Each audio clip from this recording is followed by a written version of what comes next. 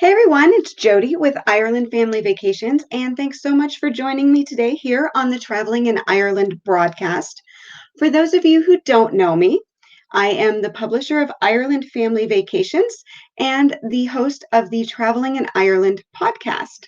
This is my one time a week that I come online and you can all see my face and see who you're listening to, and I share a little Ireland travel tip with you. So, today I am talking about my four favorite castles in Ireland. And that's kind of a hard thing for me to narrow down because let's be honest, Ireland has hundreds of castles.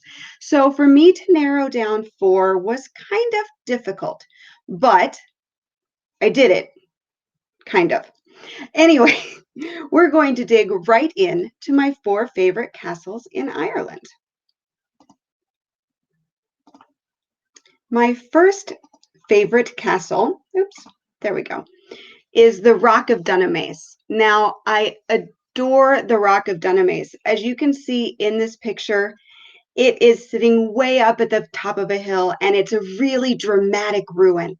But the thing that I absolutely love about this is that there is rarely anybody there.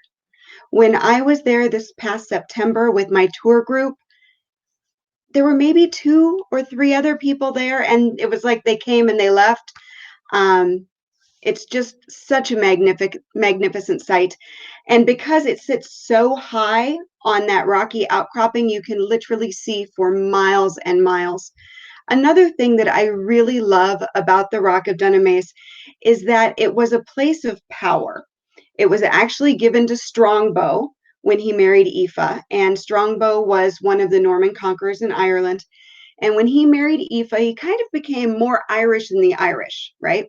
And their daughter married William Marshall. So lots and lots of power in this one place. And you can actually feel it when you climb up through these massive Barbican gates and you're standing within the ruins.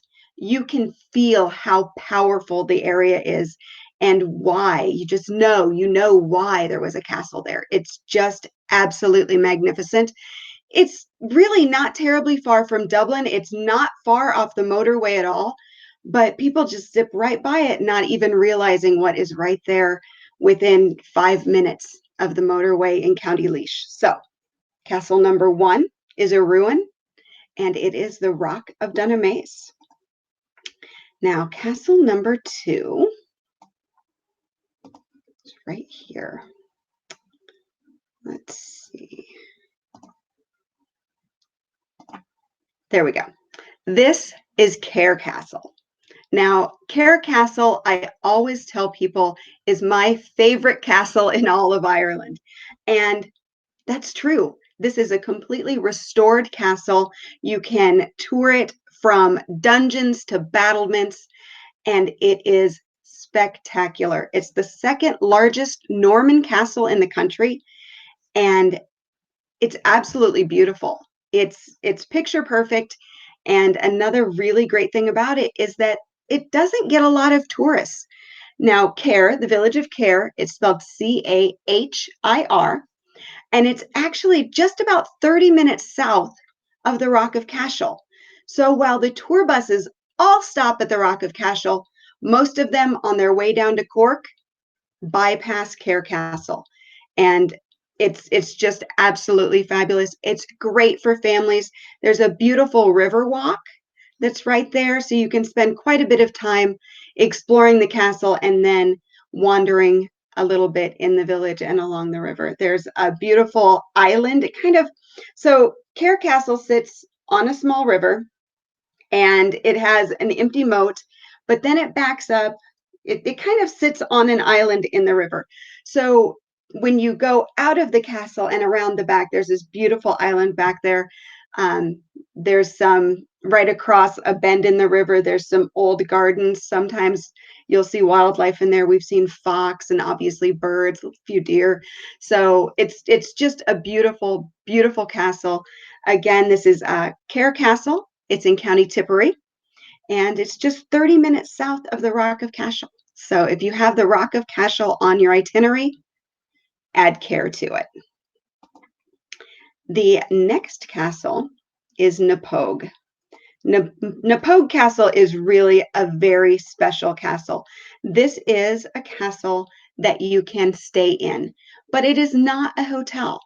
Actually, it is a private castle rental, and it is spectacular. This is a picture of the drawing room. I adore the drawing room. I could spend days sitting in this room, drinking tea, reading a book, and looking out over the private garden. It is amazing. But this is only one room of the castle. So this again is a restored castle. It's in County Clare, and it's not terribly far from Bunratty Castle in Folk Park. So it's a tower house. So it's an Irish tower castle, but it was restored in the 1960s. And when the couple who restored it did it, they built a private apartment at the top. So all the top rooms are completely private. It's not open for tours. You're not going to get tourists running through it. It is truly off the ground floor, all yours. And it is so, so special. Now, this castle is managed by Shannon Heritage, who also owns and manages Bunratty Castle, King John's Castle, and then Craigenowen, which is actually just a couple kilometers from this and a terrific day out. So when you get the castle, you have 3 bedrooms, and you have the drawing room and a big, massive sitting room. You have a fully stocked modern kitchen.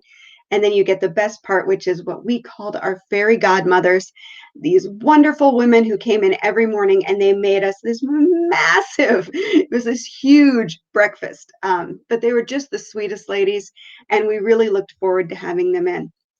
Now, Napoca Castle during the season, so from April to October, I believe it is, has a medieval banquet every night. So you can book into the medieval banquet for one of the nights while you're staying. And that's just a really special experience. If a medieval banquet is on your wish list for Ireland, I think Napoca does the best one for families. It's more lively than the one you'll see at Bunratty, just because they have a lot more room at Napoca. So you'll see more dancing and a little livelier music. So this is Napoca Castle. It is in County Clare, and it is a private castle rental. It's available on Airbnb, believe it or not. And then finally,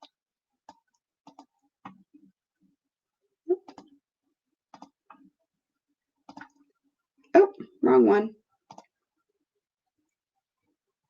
I've lost my castle. Here it is. There it is. Okay, sorry about that.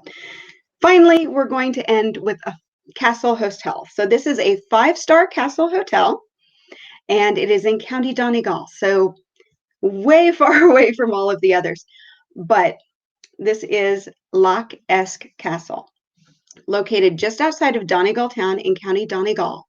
And the reason I chose this castle over all of the other fabulous castle hotels in Ireland, because there are a lot of them, but the reason I chose Lough Eske is because at this castle, it is all about the castle. It's about the experience, and it's about the relaxation.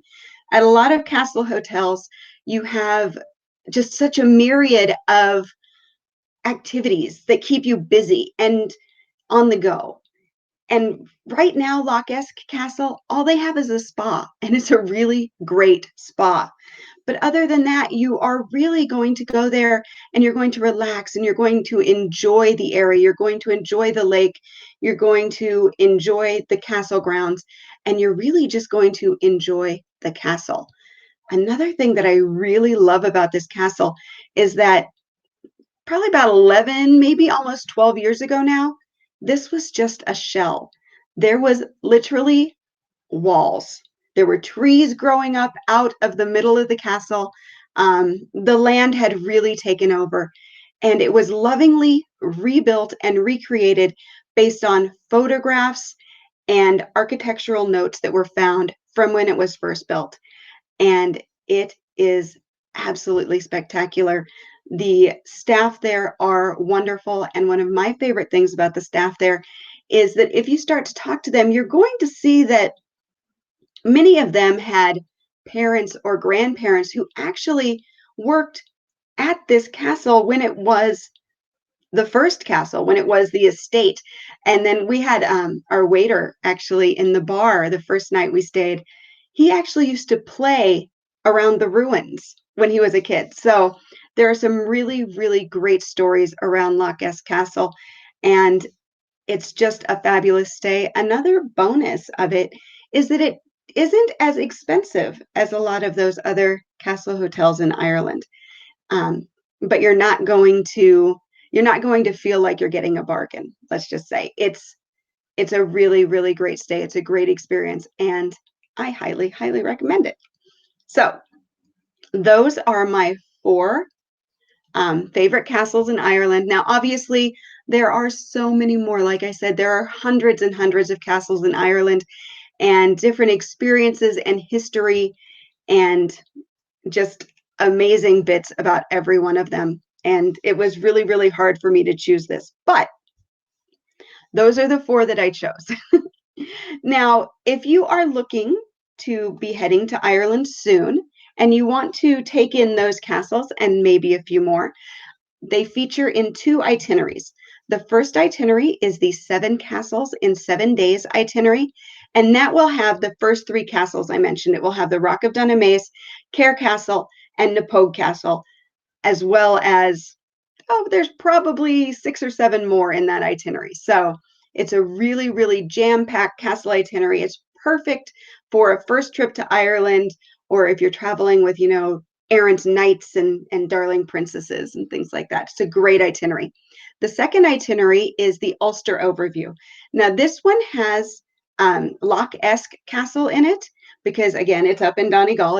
It's on the other end of Ireland. So this itinerary takes you up through Northern Ireland and into County Donegal, so into the Ulster province.